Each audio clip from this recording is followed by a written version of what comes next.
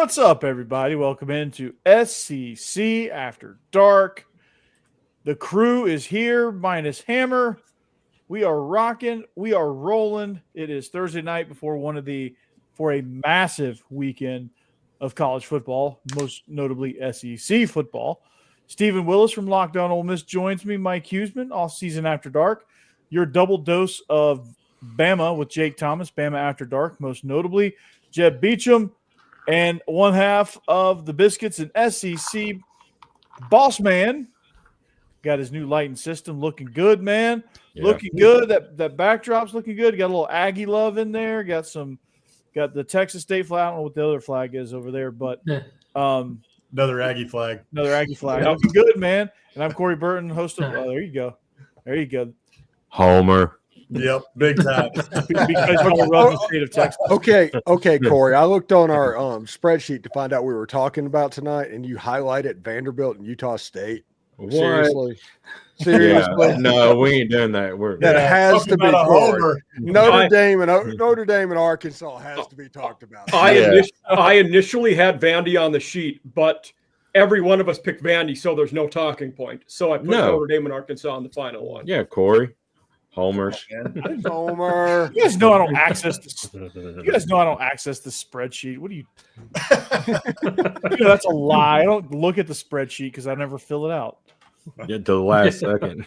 Exactly. I don't have time. I don't have time to highlight Vandy and Utah State, but that will be kind of a low key, pretty good game for the 11:45 slot. Yeah. So, anyway, we are here.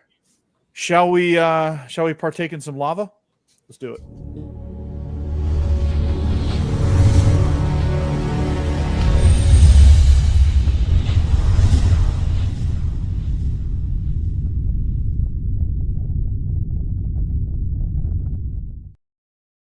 All right, now we got our lava. We're ready to go. And the weird waterfall that there's nothing underneath it. That is that's what them poor souls at Pompeii experienced before their final death was a bunch of lava. Just saw SEC After Dark in the sky. Right. No. Now we know what it's like to be an Arkansas fan. Oh Man. Anyway, what's up, boys? Captain Biscuit. Captain Biscuit, rocking and rolling. That's right. We've nicknamed Rick Captain Biscuit because he sends us a biscuit almost every week for our biscuit of the week. He does the Lord's work. So thank you, Rick. We appreciate you every week for watching. Nice. Yeah. Hell yeah, Rick. This week, by the way, you guys didn't see last night. I'll have to find it for you guys, but he sent us in an ornament that he got at Cracker Barrel this week. It's a biscuit Christmas ornament for your tree. I'm going to order like 600, I think. That is awesome. You got biscuits on the Christmas tree. I don't know how much more on brand it could be.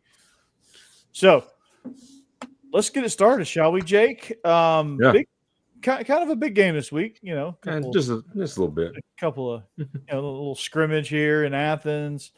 I was looking at this game and I just can't find many differences between these two teams as far as, talent wise. Quarterbacks are very similar. Ryan Williams and Zachariah Branch are very, very similar. Both big game wide receivers. I think Georgia probably has the slight edge in the running game, and the defense, I think Georgia has a slight edge, but I say slight because they gave up a bunch of points to Tennessee. So, Jake, how do you see this game? Like, what's going to be the biggest key to you? Like I said last night in our previous show, it's going to be like a heavyweight matchup. It's going to be like Mike Tyson versus Evander Holyfield in their prime. So who's Tyson? Who's Holyfield? That remains who's the ear? Yeah. I don't think anybody's losing an ear in this game, but it's like you said. The board might if they lose. It's a very similar matchup. Quarterbacks are spitting image of each other.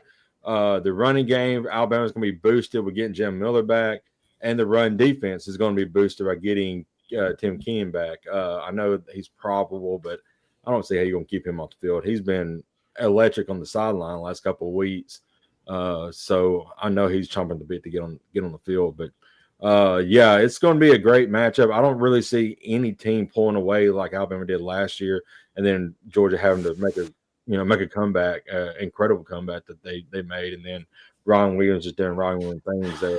But I feel like it's going to be a nail biter from start to finish, and hopefully we'll see who wins this juggernaut of a matchup. Georgia's wearing black, right? Yeah. I hope not. Mm-hmm. I hope that was fake. I hope that was just for the fans, because that went so well last time. Georgia fans waiting with bated breath for that social media reveal. Yeah. What are we doing? We're like, why are we?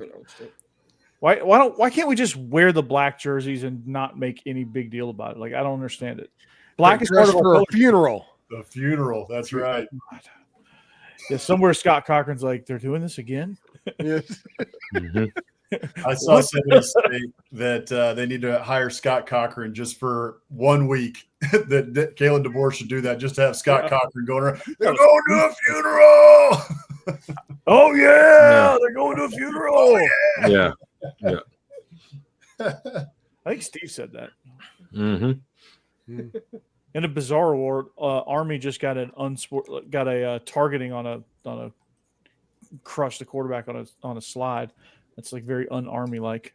Is that still 21-0? Yeah, it's kind of a bizarre score because like Eastern Carolina sucked for a long time. Or East Carolina. Did I say West? No, you said Eastern. You were thinking of Eastern State University. Oh yeah, Joe Kane. Go Timberwolves. Go Coach Winters. Yeah. Coach Winters doing a hell of a job over there at Eastern State. You going to tell Coach? No, I ain't telling Coach. The NC2A. I ain't telling him this. You mean to tell me he gained 30 pounds and a lot of attitude over the summer? Fantastic. Yeah, you work out hard. Yeah. Place at the table. Pardon me while I go head starting defense. Yeah. Boom!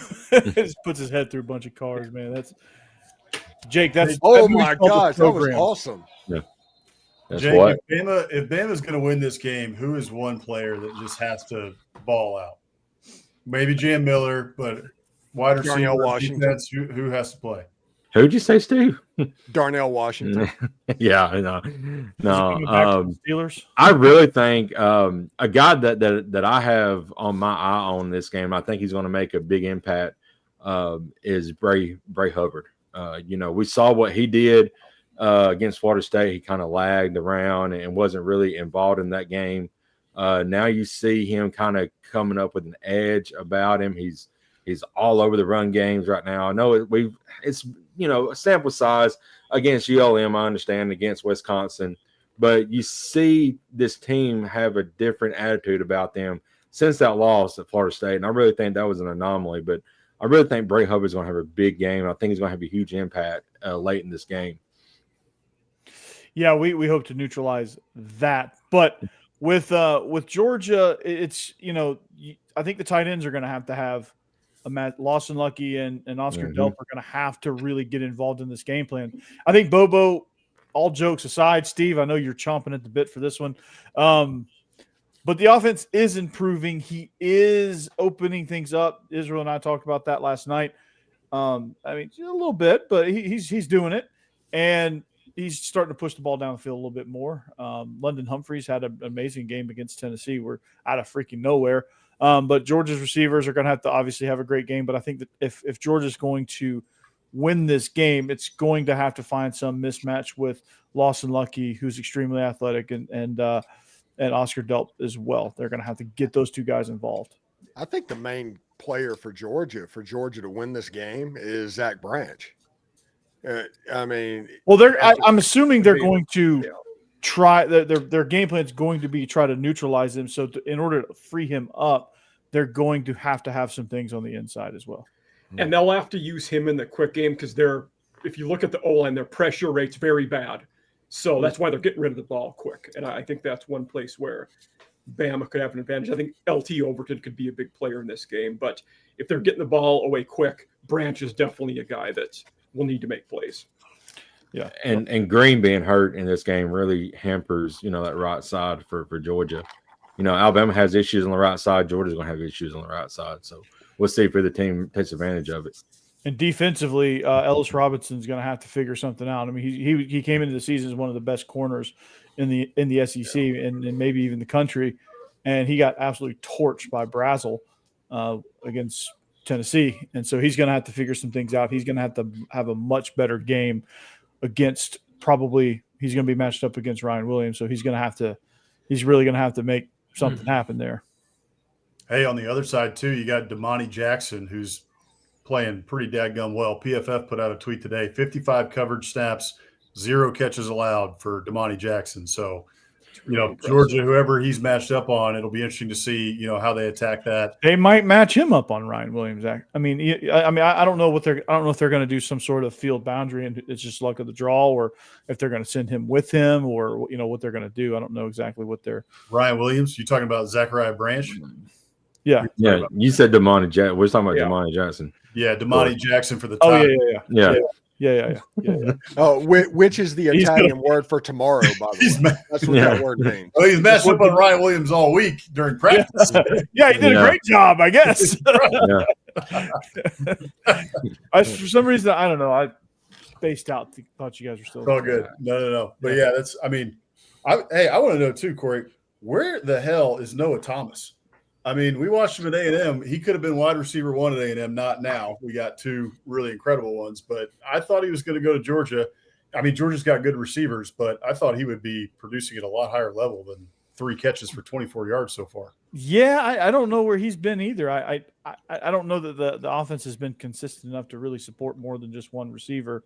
Yeah. Also, that's a big issue, but he's just not getting separation. They're just the game's just not flowing to him. I'm not sure what's going on, to be honest with you. I would love for Noah Thomas to be not a figment of our imagination. I just expected a lot more from him, frankly. Although you mentioned not getting separation, and that has been a theme for A&M wide receivers since Josh Reynolds, Christian Kirk. I mean, it's been a long time, and that was one of the main things that people said during the Jimbo era is these receivers cannot get separation. These quarterbacks are having to fit it into tight windows or fit it, with a quarterback draped on their back on a crossing route. So I wonder if that's followed him from A&M. Maybe it has. I mean, that's probably part of it. I mean, that's not the whole story, but that's probably part of it. Yeah. So let's make a pick, shall we? Jake, you and I'll go last. So let's start with Mike. I kind of hinted at it before. I think this game was won in looking at it. Georgia's really good at stopping the run. I think that's about the only advantage I see in them right now, though. Everyone on this field is going to be talented, both teams, but Bama's getting after the passer well. They have been way better after the Florida State game. I like the Tide in this one, so that's what I'm going with. Steve? That's a good pick, Mike. It really is, because in this game, more than any other game on Georgia's schedule, Georgia can get beat by the logo before it even happens. For whatever reason, Alabama just seems to have their number, other than one national championship game. But the only thing that stuck into my head is Georgia doesn't lose at home. I don't think they've lost at home this decade. The last time they lost at home, Gamecocks. I think the only time they lost at home Gamecocks. since Kirby's first year was the Gamecocks in 2019. Yeah. So give me Georgia in the game. I think Gunnar Stockton's going to make plays. I think Alabama is going to struggle to run the football, and they're going to become one-dimensional against Kirby Smart, and you don't want to be one-dimensional against Kirby Smart. Jeb? Yeah, no, I kind of went the same direction as Steve there. I think this, to me, could go either way very easily. They're both very, very good teams. So it's going to be a very fun one to watch. But I decided Georgia, just being at home, being the home team, and them being so good at home, I'm going with Georgia. Boss man. This is going to be a fun one. I'm excited for it every year. We get to see this one. It's fun. But in this one, I'm looking at the slight advantages here. Going into this season, I was excited about Gunnar Stockton. The national media wasn't as high on him. I thought we had seen enough to think that he was going to be a pretty solid quarterback. And thus far this year, he has been a solid quarterback. So I like what I've seen from Gunnar Stockton so far. I like what I've seen from Georgia so far overall. The defense needs to shore up a few things, but I think that the defense is going to do enough to win in this game. And the fact that it's at home, I think that puts it over the top. Give me Georgia to win. All right, Jake. Well, the thing I look at in this game is you giving, Ryan Grubb and Kalen DeBoer 2 weeks to prepare for this Kirby defense. And you saw what Josh Heupel did against them early on. And he got a great wide receiver in Braswell on a safety and exploited that every single time. And then, as Kirby always does, he made halftime adjustments and stopped that. And then that's when Georgia came on and eventually won that game. But Alabama's got to start out hot if they're going to stay in this game and keep the crowd out of it. Because as you all mentioned, the crowd is going to be into it, and they could be a deciding factor late in the game. But I'm, of course, being a homer, I'm picking Alabama. At some time, at some point, Kirby's going to have to lose at home, and Georgia as a team is 1-10 and 1-9 in the last 10 games against Alabama. So, it could. We'll see if Kirby can get over that hump, or as Alabama continue their ways in winning against Georgia. Yeah, Georgia at home, Georgia losing the game at home. That's going to happen in 3 weeks anyway. They'll lose 2 out of 3. Okay. Jake, nice callback to the title, by the way. Kirby getting over the hump. But every single one of these analysis is spot on. But I like the one I like the most was Steve's, because I think, and Mike said that Georgia is great at stopping the run. I know that as well. Tennessee was not really able to run the ball that well at all. It was kind of pretty non-existent, and they were anything Tennessee was getting was through the air. Kirby eventually stopped the bleeding on that, made some adjustments, and then Tennessee did a good job of making adjustments as well. So one thing you do not want to have happen to you is you have a quarterback that can't, or I don't want to say can't move, but is not really a runner. At home for Georgia, and being one-dimensional, I think that's a recipe for potential disaster there. I don't think it's going to be disastrous, but I don't think Alabama's going to be successful in doing that. And I think that's how the game's going to flow. It's going to be back and forth, and then eventually Kirby's going to settle in. Ty Simpson is going to be under duress a lot, and Georgia's going to knock this one over the top. And I'm picking the Georgia Bulldogs. So there you go. There's our picks. It's going to be a good one. It could top the Tennessee game as game of the year. So we're looking at that. So speaking of game of the year, Steve. Yeah, the Georgia Alabama game isn't even game of the week. Ole Miss and LSU right now it's basically a pick 'em. Yeah, it's basically a pick 'em. So hey, set us up, Steve. It's going to be an unbelievable game. The winner of this game is going to have the inside track potentially, especially if it's Ole Miss, because if Ole Miss wins this game, they'll be 3-0 in the SEC. With Georgia and Oklahoma coming up, and you have a John Mateerless, maybe Oklahoma, and Georgia didn't look too great the last 2 times they've gone against the Josh Heupel and Lane Kiffin Baylor type offense. So that's interesting as well. But I'm going to tell you, I feel uncomfortably good about this football game for Ole Miss. It is one of those things to where I'm like, what am I missing? What is going on? And I listen, LSU paid $18 million in the transfer portal this past year. They have a transfer portal class that looks a lot like Ole Miss's did in 2024. But that Ole Miss team went 9-3 by not being able to run the ball, playing strong defense, and occasionally giving up ill-timed busts.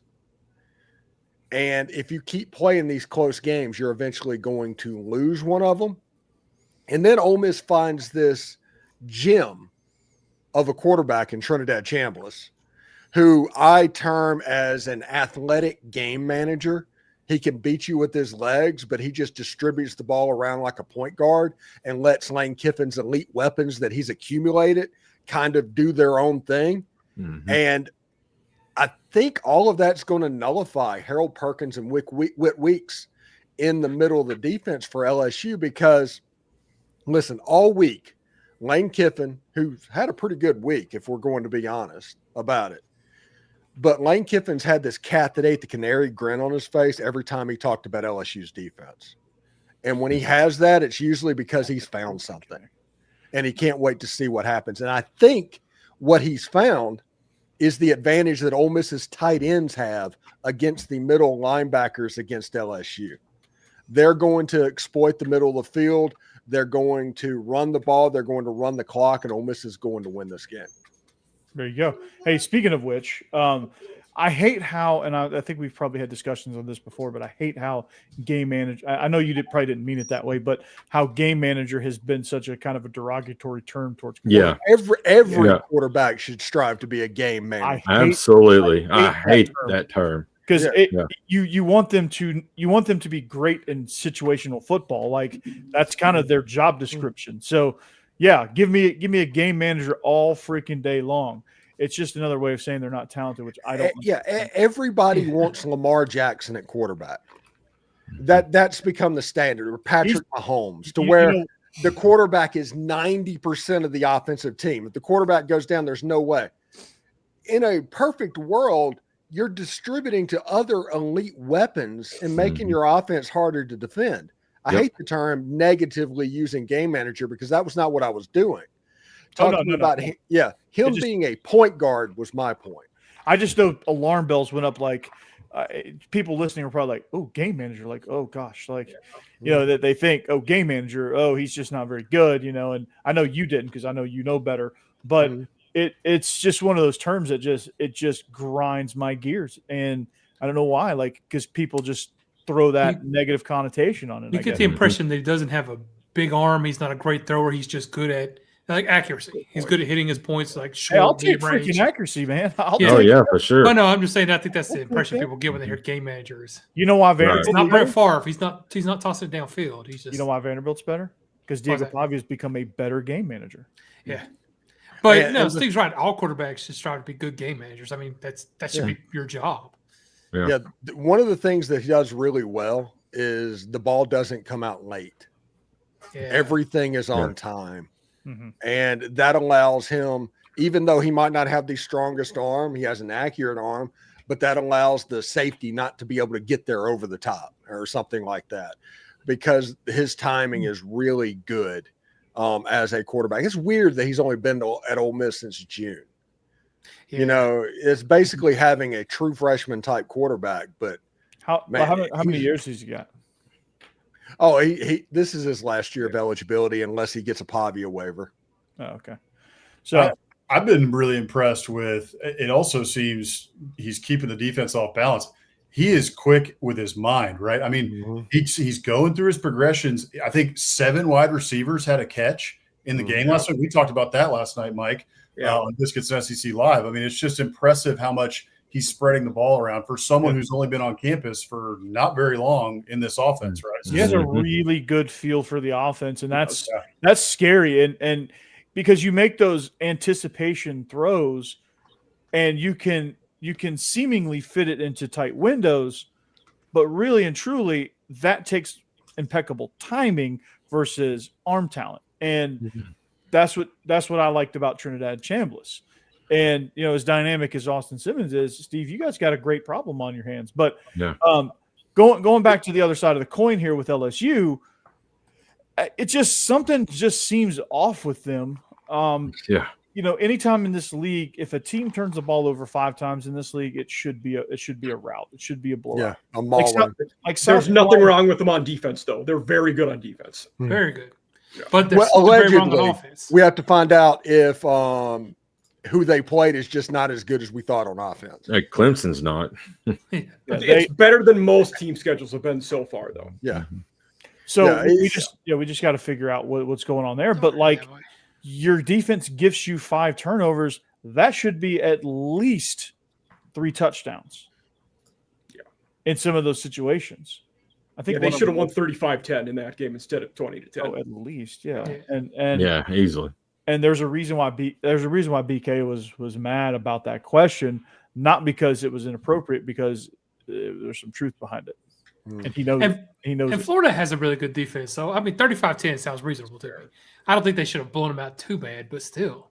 You get that kind of 20-10, momentum at that's home, ridiculous. like that should have been like you get 5 turnovers at home in that environment. LSU should roll in those situations, and they did. Yeah, no. Yeah, the crazy thing is, as bad as DJ Lagway looked against LSU, and they're like, man, LSU is fantastic. It's kind of the same thing that happened against South Florida at home and on the road at Miami. Yeah.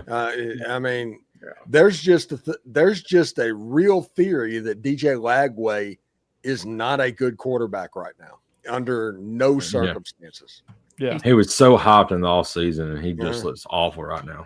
He's just not developing. That seems to be a theme right now with a lot of quarterbacks. Well, it's because he was hurt all off season. We tried to say that. We don't know because he didn't go through spring practice and he missed 3 quarters of fall camp and all of that. And then you're supposed to, just figure it out when you get on the field. No, this level is too hard for that.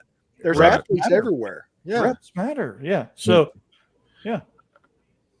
And that too. I poo-pooed it in the offseason because we saw what happened last year. I mean, DJ Lagway didn't have a whole lot of reps. He was new. He was, and then he rips off 6 games in a row. You go back and look at his stats in some of those games, though. I think we overhyped him a little bit because he played very well. Passing yards was against Samford. Right. We're taking physical talent and trying to project it. It's an almost impossible thing to do. Going into the season, we were pretty much universal that the 2 highest potential QBs were Lagway and Sellers. Both have disdisappointed this year. That is don't very forget true. about Arch. Don't forget about Arch. And Arch Manning is not really. Arch, sure. Hey, you see Flexen last weekend, he dominated. How about him? Sellers is that's all coaching, man. That's all like. And actually, Sellers looked up. Gamecocks played pretty good against Mizzou. They just got beat. Yeah. The coaching 320 yards because they could not run the ball. Yeah. Right. Yeah, they still have the offensive line problems that have plagued them and they missed Rocket Sanders more than people thought they would. Yeah, definitely.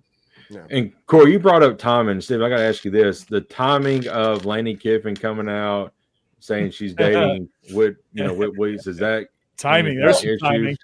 Yeah, is that going to be? There's some timing. Yeah. Yeah, I'm not talking about that. Smart. Don't blame me there. Lane's probably just like, all right, Landry, I'm sorry, but we're gonna beat the hell out of your boyfriend. So right, yeah. We're not doing any entertainment here. I love he commented underneath that and said, "Take the over." Listen, I am dead serious about Ole Miss using tight ends in this game and attacking Harold Perkins and Whit Weeks. I'm dead serious about that. Yeah, we know. So that's kind of a funny part, but whenever you look at it, Daquan Wright, I talked to David Simmons, which is Austin Simmons' dad, the other day, and he said the best player on this football team offensively is Daquan Wright. Mm-hmm. He's a problem, and I think this is the perfect tight game where Daquan Wright appears and really starts showing out. Remember, against Tulane, Ole Miss played 4 tight ends in the first quarter, and there were multiple plays with 13 personnel. Yeah. Ooh, gotta love 13 personnel. Mm-hmm. Yeah, it's like they're feeling themselves right now with Trinidad Chambliss and what he brings, and I think they're going to little 23 personnel. Just saying, 20. That's some Wisconsin stuff. Yeah, I'm sure. It was good. Putting Logan Diggs in at running back and Kejuan Lacey with 3 tight ends. Yeah, we got some Wisconsin action going on here. All right, let's get a pick in. Old school Stanford. Brett Bielema, man. God dang. Birdie. Oh, he got his ass handed to him. Hoosiers looked good last weekend. Yeah, he did.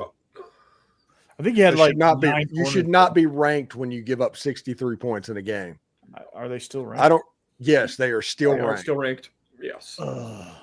The AP poll is just a complete joke at this point. Yeah, it is. It's a shadow of what it was. Except for where they ranked Vandy. I saw Joel Klatt going off about Washington not being ranked. I think they're 4-0 and playing very well, and they didn't even get a vote. They're good. That team's good.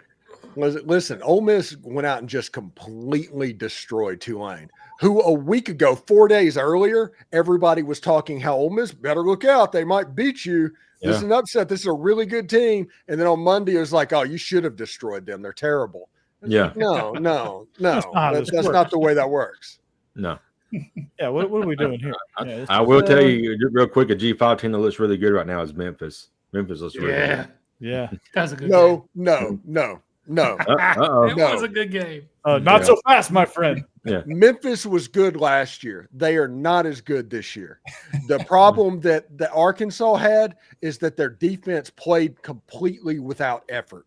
Well, that's true. If they would have just tried, a 390-pound defensive tackle gets drugged by a backup quarterback For 8 yards. For 8 yards to put a game away. That's the quarterback I want right there, boy. No effort.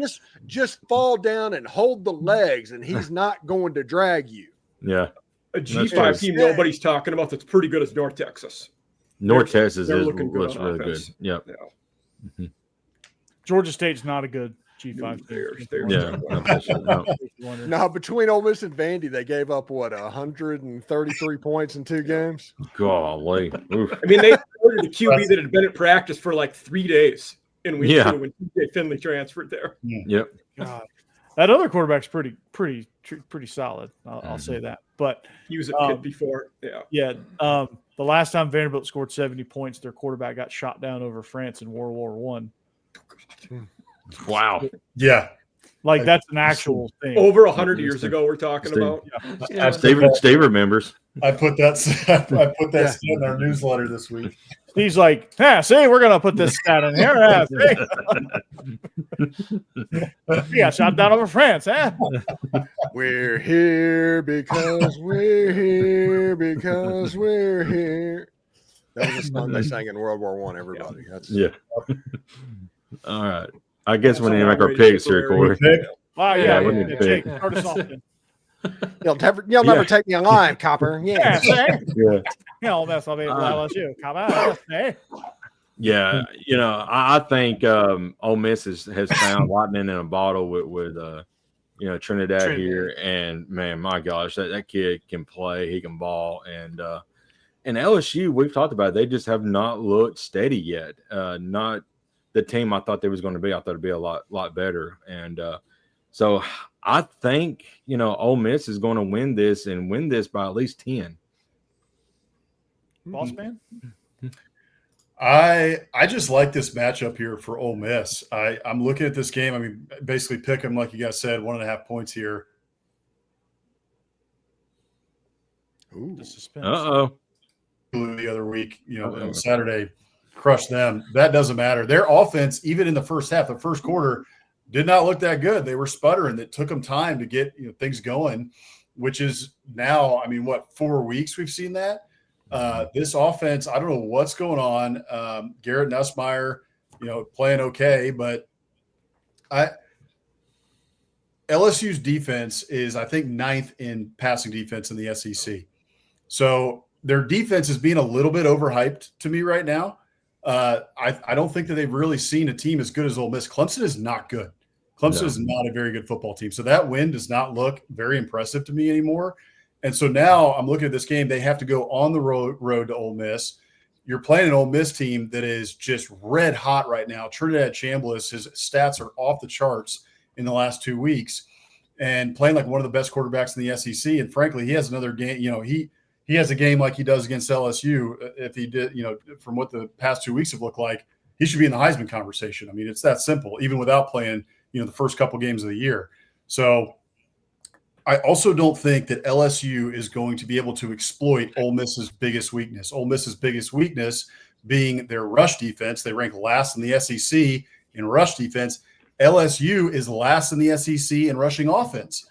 So if you're looking at it, okay, where can LSU, break through? It should be, it right there with Ole Miss's rushing defense, but they haven't been able to run the ball very well. And if you're not able to run the ball, they haven't really been able to pass the ball very well. Ole Miss has a very solid defense, and you look on the other side, and Ole Miss's offense is playing off the charts. Yeah. Trinidad Chambliss looks like he's, telepathic out there right now, and it's at home. I think you got to take Ole Miss. So give me the Rebs.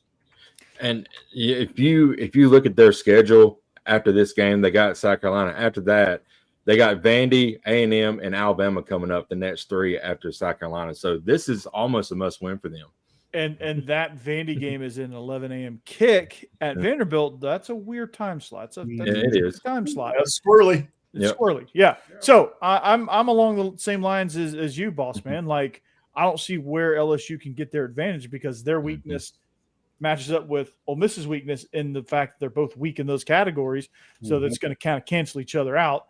And if you become one-dimensional in this league against anybody, we talked about it with Georgia, certainly same rings true at Ole Miss with this defense and with Pete Golding, because I've seen it happen. It happened to Georgia last year for whatever reason. Georgia had a weird game plan, wasn't sure what they were doing. They were trying to figure something out, and that's not something you want to do against the Pete Golding defense. They will swarm you, avalanche you, and overwhelm you. And something's not right with Garrett Nussmeier. I think there's a little more to that situation than we know.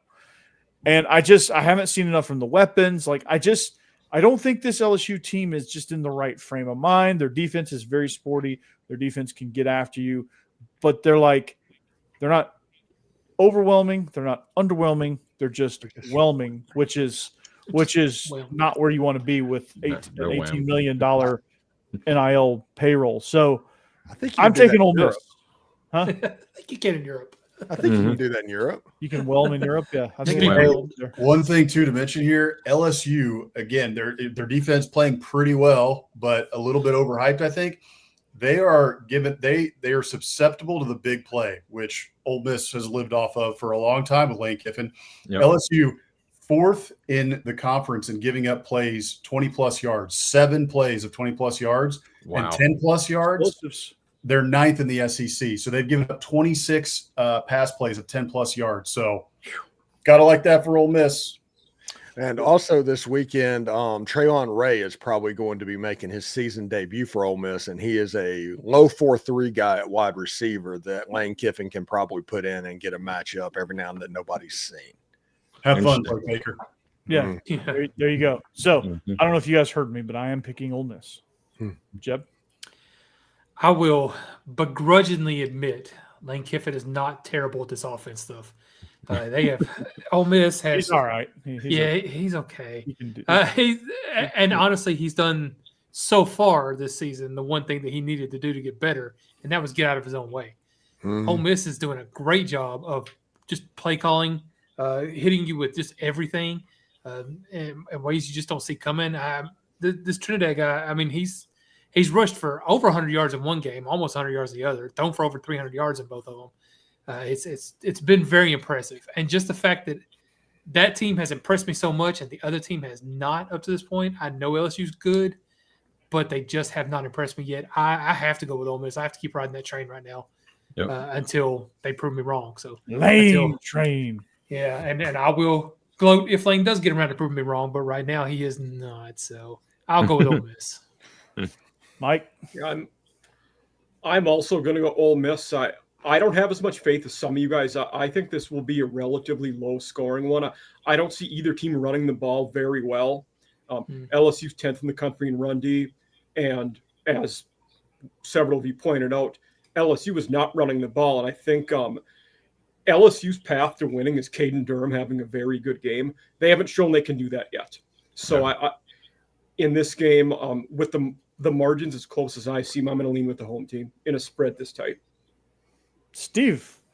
Yeah, this is a matchup between the resistible force against the movable object. It's going to come down, if Ole Miss can stop LSU's run, they're going to win the game fairly easily. If LSU can run the ball, LSU's going to win the game fairly easily. That's the way it works out. It sounds counterintuitive, but you want Garrett Nussmeier to be one-dimensional trying to beat you with his arm. And you want the game to look like the LSU versus Texas A&M game a year ago. That's what you're trying to make happen. Because you can put Nussmeier on the run, and you can get after him and get like him. Cam Franklin has 12 quarterback pressures this year, but no sacks. He hasn't got home yet, so he's affecting the quarterback. They're just not getting there. And this will be interesting because Arkansas has a really good offensive line. Tulane has a decent quick passing game because they were afraid of it a little bit. this will be the first time that somebody just tries to drop back against the Ole Miss defense. And it'll be interesting to see if Suntaran Perkins gets kind of turned loose on the quarterback and not dropping so much in coverage. So we'll see. I'm going to take the Rebels in this game. I think it's going to be 24-17. Midway through the fourth quarter, it's going to be 17-17. Ole Miss is going to score a touchdown to put it away. Okay. All right. Our next game, Auburn versus them Aggies. Boss man, set us up, man. This has been such a weird series since A&M entered the SEC. For years, it was the away team that would win this game. In 2013, Auburn came into Kyle Field, beat Johnny Manziel on a horse collar that wasn't called. By the way, look it up. But it didn't matter. You know, this rivalry, I would call it a rivalry to some degree, just because of how weird it's been and the how the games have gone. The past couple of years, Auburn has had A&M's number. They beat them in 2022 when they had no business beating them. Sent A&M down the road to their 5-7 season, which was the beginning of the end for Jimbo at A&M. And then last year, same thing, had no business beating A&M, and Peyton Thorne looks like Joe Montana. So I'm really interested to see, what this one looks like. Auburn is not a bad team. Like Auburn, I think, is much improved this year. What I'm really interested to see, I really think that A&M is going to load the box and make Jackson Arnold beat him with his arm, because you have multiple weapons on the outside for Auburn that they are just not utilizing well. You got Cam Coleman and Eric Singleton out there. It's like, hey, they should be using them a lot more. And to some degree, I don't know if they can. So if I'm A&M, I'm loading the box and saying, hey, beat us. They can be susceptible on the back end to some big plays for sure. We saw that against Notre Dame. But I think you have to say you just got to beat us. And then on the other side, A&M is just lighting it up in terms of big plays. And Auburn has had a lot of trouble with the big play. So 41 pass plays of 10-plus yards, that's 15th in the SEC for Auburn. A&M, flip side, has 40 plays of 10-plus yards, which is 9th in the SEC. But then you take that up a step further, 14 pass plays of 20-plus yards is what Auburn's given up, 14th in the SEC. A&M, 17 pass plays of 20-plus yards, 4th in the SEC. So I think A&M on defense is going to load the box, and then on offense, I think you're going to see them take a bunch of shots down the field. And I also think, too, if Auburn is able to take that away to some degree, A&M really has not let the Cadillac out of the garage with Le'Veon Moss and with Reuben Owens. So they have the stable back there in case they need it. And I think it's going to be a fascinating game, and I'm interested to hear what you guys think on it as well. If they need it, I might be worried because Auburn so far has the best run D in the conference. They're allowing 1.86 yards a carry, and that's against some good running teams they played. Yeah. Well, here's the problem that Auburn has. Auburn is still litigating the fact that Oklahoma scored a touchdown this past week to the point where John Cohen just put out a statement on Twitter about that. Like on Thursday before you go to Tech, like tomorrow they're literally going to College Station. And if that noise is so loud that the athletic director is putting out a statement on Thursday, that means the players are hearing it too. And it's so loud that that's something that you have to pay attention to. That's all they hear on campus. Yeah. Mm-hmm. Yes. I think there's a literal chance that Auburn gets boat raced by Texas A&M and they lose because of those officials 2 times. Mm-hmm. It could happen. And if they get boat raced, Steve, this could be the official unraveling of Hugh Freeze. Like it's been like they've come in, they're like, okay, we got some hope, and then that happens, and if they get a boat race, then it's just gonna all fall apart. Is it after Texas A&M? Is it Auburn? Georgia, Missouri? Yeah, Missouri and then Georgia, I believe. Yeah, it's Georgia then Missouri. Yeah, flip it around. Oh, yeah. Not what you want. Not what you want when you're reeling. Oh, they have a bye next week. It's bye, then Georgia, Missouri, both at home. Bye. So Marcel Reed, I want this thing to really open up with him, Reuben Owens, and Le'Veon Moss. Like there's something there that just needs to be unleashed, and A&M will will feast because of it. They haven't done it yet. I don't know if they're just holding back.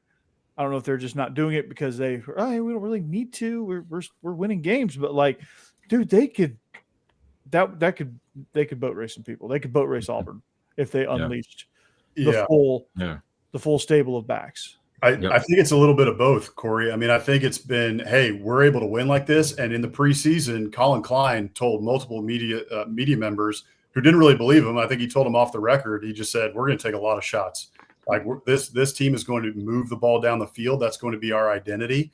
And most of us going into the season, myself included, we're looking at the stable of running backs with Le'Veon Moss, Reuben Owens, Amari Daniels, EJ Smith. Like, they're just going to run the ball down everybody's throat. But so far, they haven't needed to do that. I think partly it's because they have felt that they could push the ball down the field, and they thought that Marcel Reed had taken that step. And then also, I think that they're seeing looks from these other teams that are saying, hey, we're going to give you the pass game. Let's see what you can do, at least so far, because we know that Le'Veon Moss and Reuben Owens are back there, and we're worried about that. And so they've been giving them, these passes. And then, by the way, not to mention Colin Klein has just been calling really, really good games so far. He didn't necessarily do that last year. This year, he's been on fire. I just don't think he knew what to do with the quarterback situation last year. I think they were truly stumped. And Elko was trying to get his footing. It was a weird season last year. Yeah. Do you mean future Oklahoma State coach Colin Klein? Oh, no. Don't put that up there right now. No. That's future Kansas State coach Colin Klein in 3 years. Yeah. Yeah, he's going back home when Kleiman takes the Wisconsin job. So that's right. Ooh, what a great fit that would be. That would be a great fit. Phenomenal fit. They're so bad right now. I don't think Kleiman would go there. You don't think Kleiman would jump around? I think he'd go there, probably. There's no way, Mike. I don't think he would go there. Where's Stacy? Stacy, we need a comment on that one. That was love it. He is in here. There he is. Yeah.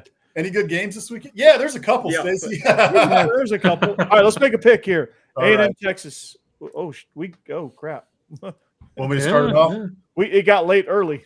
Yeah.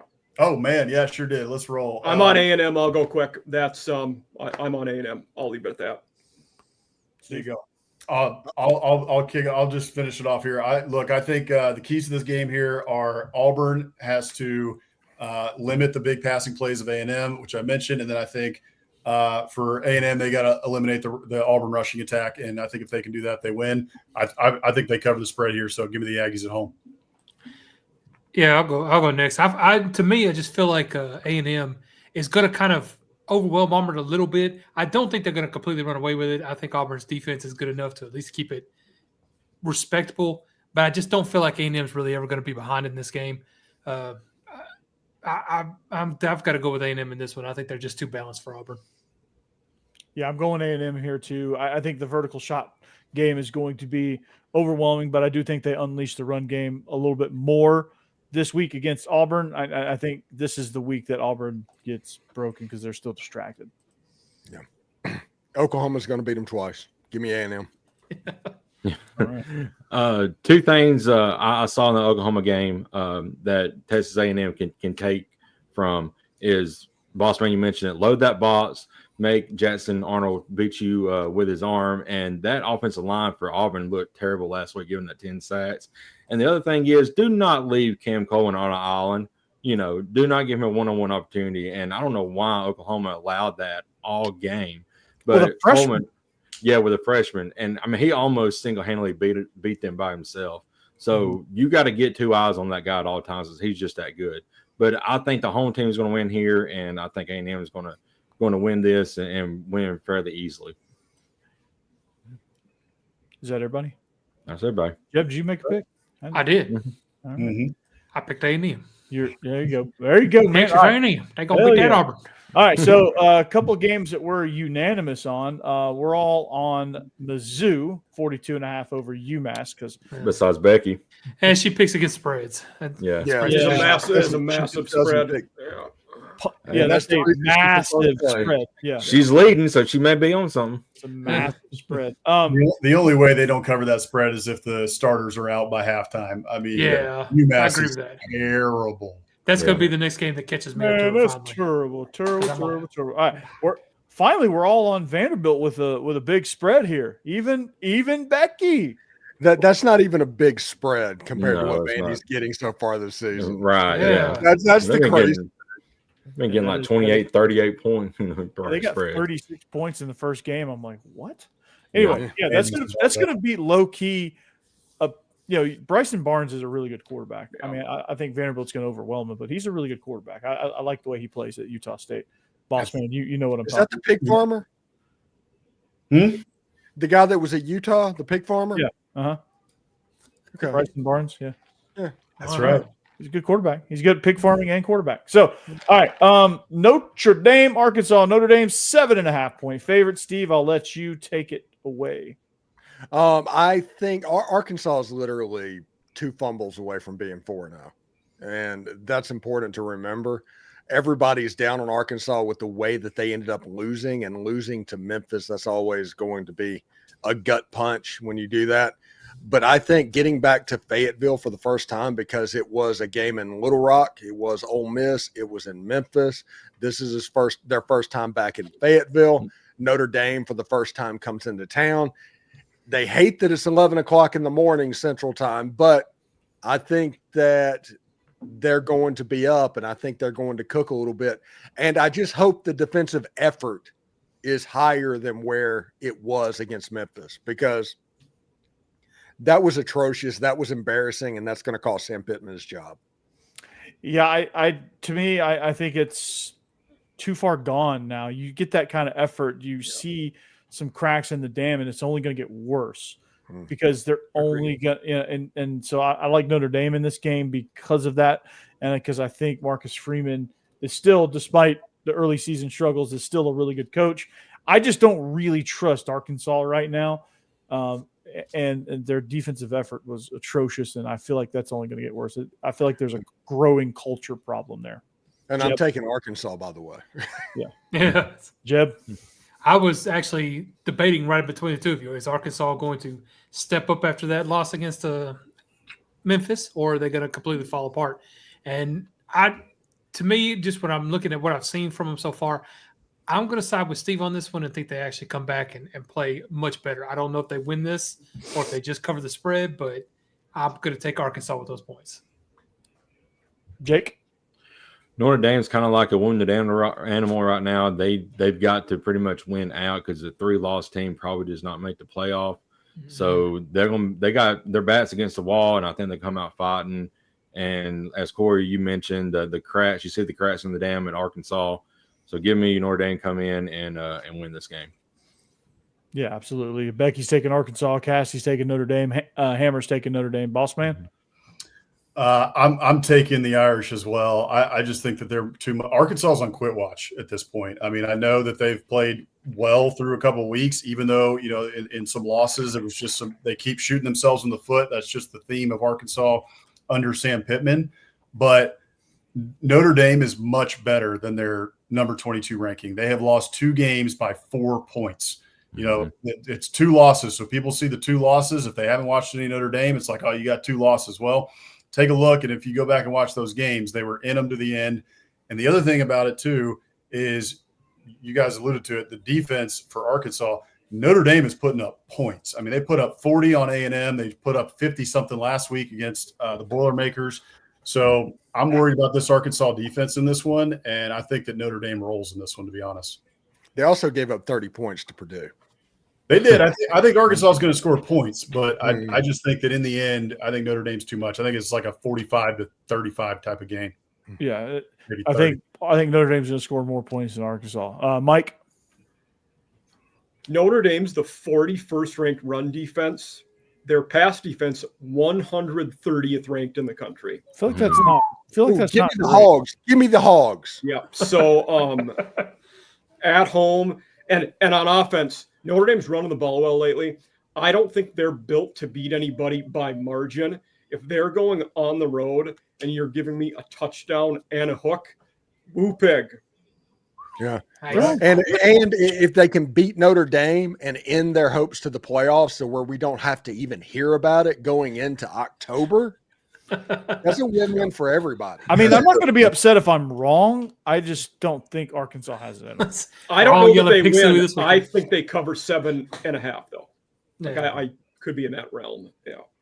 Okay. All right, our next game, 4:50. All you got to do is just put it on the SEC network and just leave it on the SEC network because you get Vanderbilt, Utah State, followed by Tennessee at Mississippi State. Vanderbilt's two of Vanderbilt's. Wait. That's all you need that day. What else is Yeah, that? what? Yeah, No. put it on the SEC network. That's all you need that day. No. No, Who needs another channel? It's perfect. Uh, Vanderbilt, Utah State. You can listen to Mississippi State give you a headache. And cowbells. Right. what better way to spend your Saturday? No. In all seriousness, Tennessee is 10.5-point favorites on the road at the land of the cowbells. Steve. I've said in the preseason that Mississippi State was going to win this game, outright win this game. They scored 25 points last year with a true freshman quarterback in Neyland Stadium. That place is going to be a zoo. This is Joey Aguilar's first true road game, and he's going to be dealing with something that he's never dealt with before with the noise with the cowbells because they do not ring responsibly. They tell everybody to do it, but if they think it's working, they're going to ring it louder and louder and louder. And I think drinking responsibly. I think that is going to allow a quick start by Mississippi State, and this game has the potential to look. Does everybody remember the Ole Miss Alabama game from 2020? Yeah. The Mac Jones game that just both teams just went straight up and down the field. Like And literally just, up and down the field. Alabama game, the every yard except for 7 that they could get that night. That's what they did. I think this game has a chance to look similar to that up and down the field. Ole Miss and LSU 2023. That is the way I predict this going, and I think Joey Aguilar makes the mistake in the fourth quarter, coughs up the ball, throws an interception, Mississippi State scores and wins the game. To me, I think it's going to be that way for a little while, but at some point, depth has to take over, and I think Tennessee has better depth. And so I think you're going to see a game where it's like, okay, hey, Mississippi State, okay, they're at least covering, and then all of a sudden you blink and you're like, wait a second, Tennessee just won by 13 points. Like, what are we doing here? That's how I think it's going to happen. I think you're going to get like a couple of Chris Brazzell touchdowns like early in the fourth quarter, and this game's going to look a lot different in the fourth quarter than it did in the first and second quarter, where you're like, Mississippi State has a legit chance. So give me the Vols. Yep. Well, I think I'm going to surprise nobody by agreeing with Corey on this one. I do. Attaboy, Jim. I do think that it's going to be kind of a not super high scoring, but definitely a lot of scoring. Like Steve was saying, there's going to be a lot of back and forth. It's not going to look like Tennessee just completely blows them out, but at the same time, I think Tennessee does outpace them fairly well, and I don't think Mississippi State is built like Georgia to come back and win that game in the end. So, no, I think Tennessee ends up winning this one by, like you said, at least 13.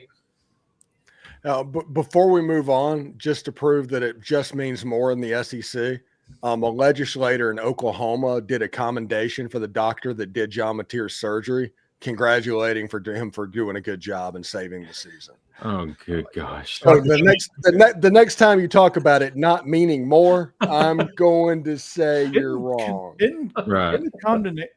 That seems – maybe I'm missing the definition here, but isn't a condemnation a bad thing? No. Commendation, not condemnation. Condemnation. Like condemning. Like I thought – yeah. No, it's not a condemnation. They would do that condemned his thumb. Messed up. Yeah. I was like, wait a second. I thought they did well with this. Okay, all right. Yeah. Shout out Dr. Shin. Great so work. they're commending, Yeah. not condemning. Okay. Great work saving the season. Good gosh. All those memes were great. Yeah, I was like, wait a second. This is backwards. Like, so is he going to be bad for the Tennessee game? I was hoping he missed that. I think it's 3 weeks. I think we need at least They're 4. saying 3 and maybe a 4th, and one of those is they have a bye this weekend. Yeah. We got bye, then they have Kent State, Texas, at South Carolina, Ole Miss. He'll be back by Tennessee, Jeb. You can get Miyagi in there. He'll be back by Red River. Seriously, yeah. Will he be back for Red River? That's the question. Yeah. Yeah. Let's see. All right. 3 weeks. 3 weeks. Yeah. Let's continve. We picked Tennessee. I picked Tennessee. Pick Tennessee. Yeah. All right, I'll be quick. So I love these corners for Mississippi State. Santiago Brumfield. I don't know if I said his name right, but Kelly Jones as well. They've got 2 of the best corners in the SEC. Their pass defense, top 3 in the SEC. So this is something that Steve mentioned earlier, a movable force versus the unstoppable object here. Tennessee's got the top passing offense in the SEC. So we'll see what happens there. I just think Tennessee's a better team here. I like Josh Heupel as a coach. The guy just finds mismatches and figures out how to exploit them. So I do think it's a tough game. I think that Mississippi State gives them a run for their money, but I think at the end of the day, Tennessee's too good. So give me the Vols to cover. Mike? I'm the opposite. For me, 10.5 points at home. I like Mississippi State in this one. That Tennessee defense hasn't shown me they can stop anybody. I think there's a lot of points on both sides, and Bulldogs cover. Probably don't win, but cover. Okay. And Tennessee does like to randomly pick one away game a year to just completely blow. So you never know. Arkansas last year, yeah. Yes. Yeah, that's true. Well, They've done it with South Carolina. We've done a lot. Speaking of quarterback. South Carolina, South Carolina, come on and raise up. They're 3.5-point favorites at home against Kentucky. Another SEC Network game here. Seems like all our blue games are SEC Network specials. Just saying. Steve, Kentucky, where we got? I think Kentucky has a chance to win this game because if you looked at the South Carolina record against Missouri last week, Missouri ran for 300 yards and South Carolina ran for -7 yards. And Kentucky wants to run the football. Dante Dowdell, the other guy, the Oklahoma transfer as well. They have a good running game. And if South Carolina cannot stop the run, Kentucky will keep handing it. It'll be the Iowa philosophy, essentially, for Mark Stoops. They're going to make it short, turn it into a rock fight, and try and win a 20-10 game. So they're going grunt and punt. I see. Okay. That's where he's going after this year. So quick hat switch for Mike there. Yep. Spurs up, huh? Sure was. Yeah. Hey, what is it, Mike? How do you do the Spurs up? So Spurs up. Yeah. Like this. Yeah. Shake them. Shake them. Shake them. That's where I'm going. Spurs up. I think Sellers is finally going to be back on track. This is way more of me having less faith in Kentucky than it is me having a lot of faith in South Carolina. This is going to be it's not going to be a rock fight. It's going to be kind of a pillow fight. But I do think South Carolina gets back on track in all seriousness. Lenore Sellers has a good game. And the run game doesn't matter in this one. Hey, I told y'all last week South Carolina can cover a spread. No, I actually like South Carolina right in this game. I'm not a believer in Kentucky at all and what they do. I know that they can control the clock and slow this way down, but I still think South Carolina is going to take this pretty easily. So I'm going with South Carolina. All right, Jake. I'm picking Kentucky, and I'm actually picking them outright. I think they win this game, much like Steve has mentioned. They run the ball really well, and they like to stop the run. And Lenore Sellers can't do it all by himself, and Mike Sheila apparently cannot figure out how to coach this offense up because it's like a stalemate right now. So, give me to Kentucky to upset South Carolina this week. And Shane Beamer getting ready to move to Virginia Tech. Oh, Becky's on South Carolina. Cassie's on Kentucky. So it's a Kentucky household. Go Big Blue at the Thomas house. Hammer, South Carolina. Boss man. I think Kentucky has a problem at quarterback, and it's not because of Zach Calzada, but I think Cutter Boley is a game manager, if you will. Let's go callback. The game manager. Full circle, baby. Full circle. So in all seriousness here, I just like what I saw from South Carolina last week. I don't like, for the most part, what I've seen from Kentucky just about all season. And South Carolina last week looked like they were much better. They looked like, at least Lenore Sellers had found a little bit, maybe found a connection with Ventrevious Jacobs. So I just think South Carolina overall has a little bit more talent here. So give me the Gamecocks at home.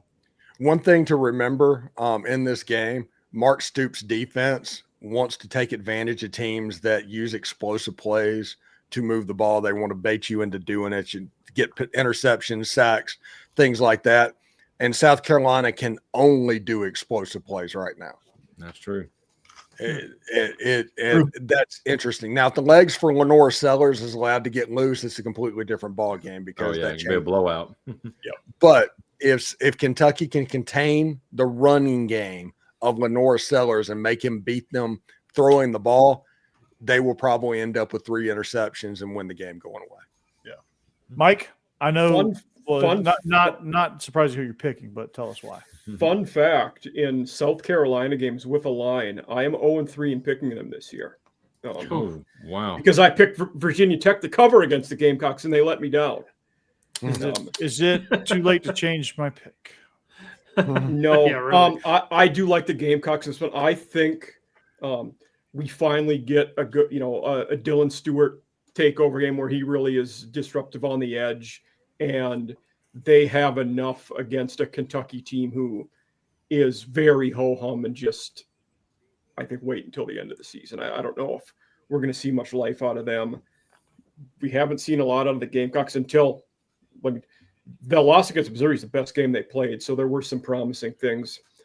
They got to figure out the goal line and how to run the ball, as a few of you guys mentioned. But I do think at home they win and cover this one.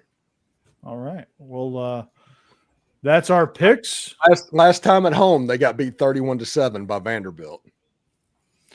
Yes, they did. But Sellers got hurt. Sellers hurt. There you you go, got to do that Corey. to Mike, man.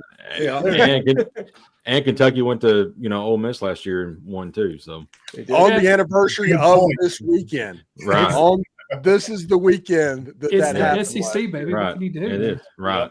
Speaking of Vanderbilt, there's 194 of you in this stream right now. Can 113 of you subscribe to Locked On Vandy? Seriously. Yes. Yeah, just 113. That is That's a specific number. I'm at 887. That's why. yeah. Oh, okay. Okay. 1,000 subscribers is need for YouTube monetization. That's the reason. I just need to get to 1,000, then I can just. So go to Locked On Vandy and give him a subscribe, please. Yeah. So there's 197 of you. So I need 113 of you. Any 113 of you, I don't care. Anyway, all right, 2 minutes. We're like 7 minutes over. That's okay. All right, Stephen Willis, Locked On Ole Miss. You catch him every single day. He is everywhere. His fin is up. He's ready to roll. He is the most listened to Ole Miss podcast by a country mile. Woohoo! 7 billion subscribers and Yeah. just rolling. The only person that has more subscribers than him on Spotify is Pitbull. So, and Katy Perry. and Katy Perry. Yeah. Maybe Taylor. Don't disrespect Queen Katy. Yeah. Maybe Tay. Anyway, that's Stephen Willis, Locked On Ole Miss. In all seriousness, phenomenal job there. If you want to listen to any Ole Miss coverage, I think he's got every angle possible. Mike Huseman, All Season After Dark, absolutely crushing it. I mean, it's been a grand slam since day one. So make sure you enjoyed check out this show. Fun. Yeah. And Jake Thomas, the double shot, not only the double shot of bourbon, but the double shot of Bama as well. Bama After Dark and Tide Talk Live with Stacy Blackwood. So check that out if you enjoy Alabama sports. Jeb coming soon, under construction. Not sure what it's going to be, but It's kind of like Florida highways. It's been under construction for about 3 years at this point. yeah, it's what's that coming down the track? Well, we're not sure, but something is there. Biscuits and SEC with Boss Man. Hammer's not here. He's trying to figure out how to work that razor to cut his Fu Manchu.